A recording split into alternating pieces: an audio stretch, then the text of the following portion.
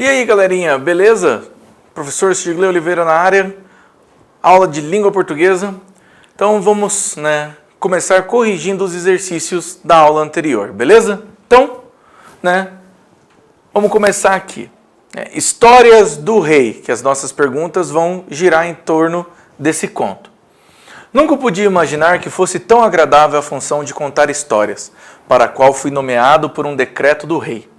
A nomeação colheu-me de surpresa, pois jamais exercitara dotes de imaginação, e até me exprimo com certa dificuldade verbal. Mas bastou que o rei confiasse em mim para que as histórias me jorrassem da boca à maneira de água corrente. Nem carecia em inventá-las, inventavam-se a si mesmas. Este prazer durou 6 meses. Um dia a rainha foi falar ao rei que eu estava exagerando. Contava tantas histórias que não havia tempo para apreciá-las e mesmo para ouvi-las. O rei, que julgava minha facúndia uma qualidade, passou a considerá-lo um defeito e ordenou que eu só contasse meia história por dia e descansasse aos domingos. Fiquei triste, pois não sabia inventar meia história. Minha insuficiência desagradou e fui substituído por um mudo, que narra por meio de sinais e arranca os maiores aplausos. Então, Carlos Drummond de Andrade, Histórias para o Rei. Beleza? Temos aqui o nosso conto, vamos dar continuidade. Então, quais são os personagens do conto? Então, a gente tem o narrador, o rei e a rainha. A gente poderia considerar um mudo? Não, ele não era um personagem, ele é citado, que ele nomeou um mudo que faria isso. Mas o personagem mesmo que a gente tem é o narrador, o rei e a rainha. Tranquilo? Qual é o tipo de narrador do texto lido? Ele vai ser o narrador em primeira pessoa. Por quê? Porque ele participa da história. É o que a gente também vai chamar de narrador personagem. Ele está ali fazendo parte da história, beleza? E qual é o conflito que a gente tem ali? O que move a história? O narrador gostava de contar muitas histórias, porém, esta característica incomodou a rainha. Então, ele foi nomeado para contar histórias. Ele contava histórias. Só que como ele contava muitas histórias, a rainha não gostou. Como a rainha não gostou, ele foi substituído. Então, foi o que fez a nossa história girar. Foi o que deu movimentação à nossa história. Beleza? Então, os exercícios da aula de hoje, vamos lá. Você vai comer asfalto no 5º período. Ótimo, estou morto. 5º período, estudo em estado de ameaça terrorista. Igual uma aula de educação física.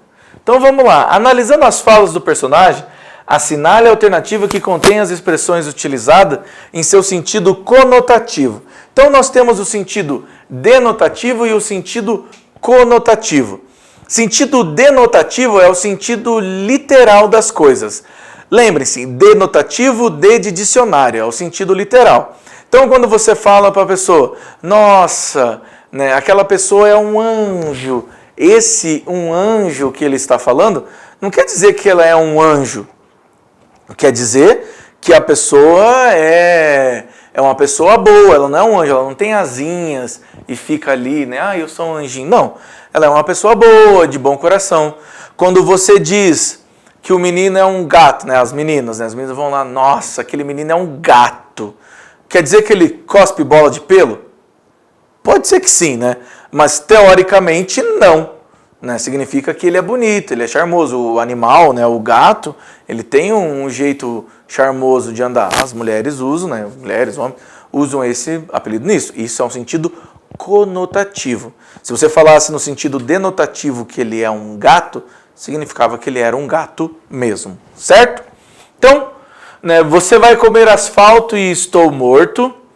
No 5º período, seu babaca e você vai comer asfalto.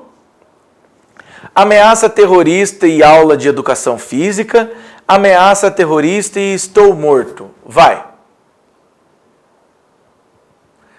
Beleza então, galera? Então, a resposta certa é, assinalando as falas dos personagens, assinalo que a alternativa que contém expressões utilizadas em seu sentido conotativo. Então, tinha que ser as duas expressões. Então, ó, no quinto período, não, mas você vai comer asfalto. Sim, conotativo.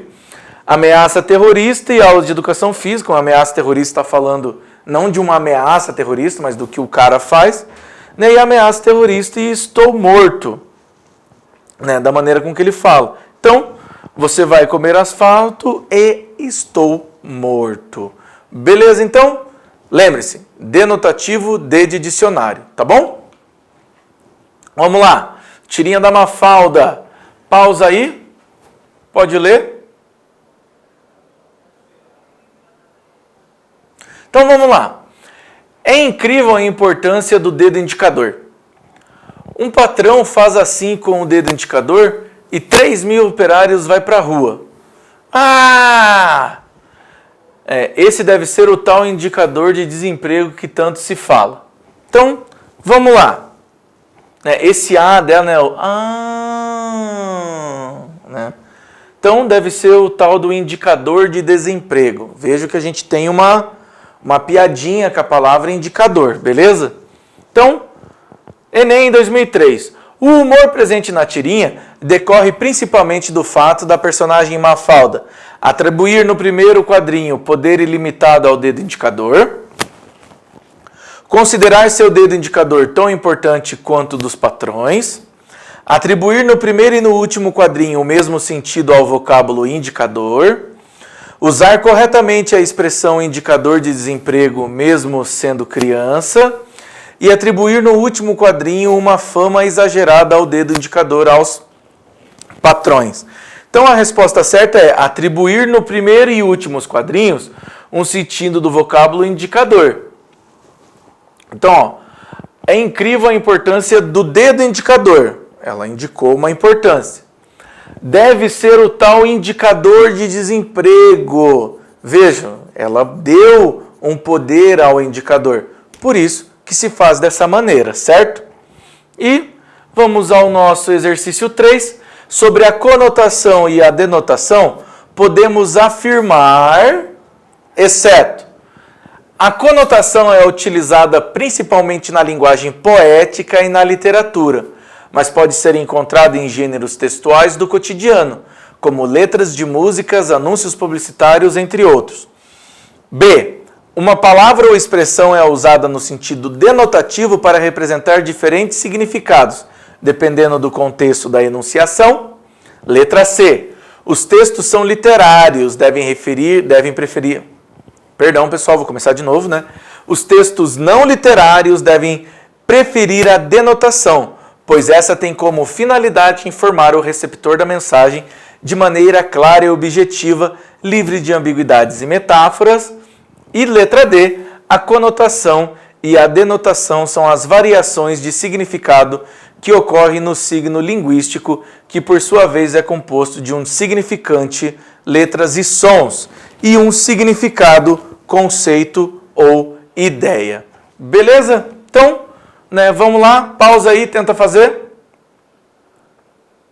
Então, a resposta certa para a gente vai ser a letra B, ó. Sobre a conotação e a denotação, podemos afirmar: uma palavra ou expressão é usada em sentido denotativo para representar diferentes significados dependendo do contexto. Ou seja, ela vai ser apresentada no seu sentido literal. Lembre-se, conotação e denotação nós utilizamos para que o nosso texto ele fique mais rico, para que a gente possa deixar o nosso texto mais rico e nós possamos ter outros significados, possamos usar expressões. A gente possa dizer, nossa, ele é um monstro, a pessoa é um monstro mesmo, fisicamente? Pode ser, mas geralmente a gente usa isso para a gente falar do comportamento da pessoa, o como a pessoa pode ser malvada, o como a pessoa pode ser cruel, certo? Então, quando a gente usa o denotativo, a gente quer explorar os significados das palavras daí, tudo bem? Então, pessoal, vamos então para o nosso exercício de casa, Tá aqui o exercício 1, pausa aí e copia. Beleza? O nosso exercício 2, pausa aí e copia também.